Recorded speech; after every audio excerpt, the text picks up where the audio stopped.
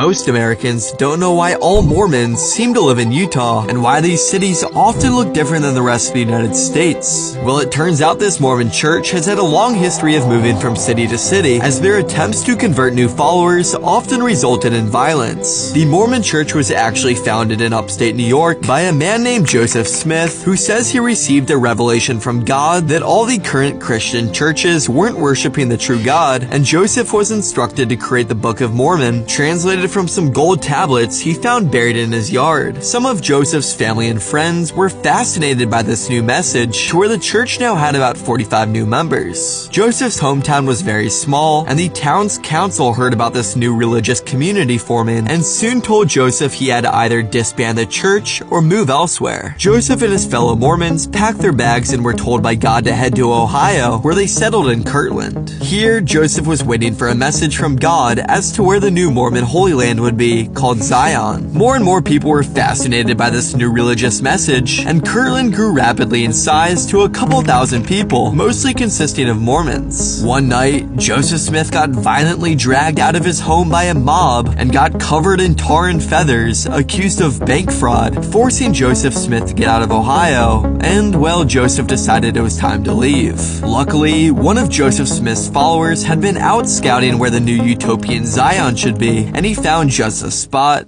Jackson County, Missouri. Joseph was given a sign from God that Jackson County, Missouri was right next to the original Garden of Eden, which is where Adam and Eve once were. Jackson County, Missouri was supposedly the original Holy Land, but the Missouri residents who had been living here for some time didn't agree and had a strong pushback against the Mormons moving here. Locals in Missouri became violent with the Mormons, but Joseph Smith urged his followers not to fight back, as he would soon lead the church to Illinois, where a young lawmaker known as Abraham Lincoln would help out. This story only gets crazier as Joseph eventually finds himself in an Illinois prison, so follow because tomorrow I'm posting the rest of the story.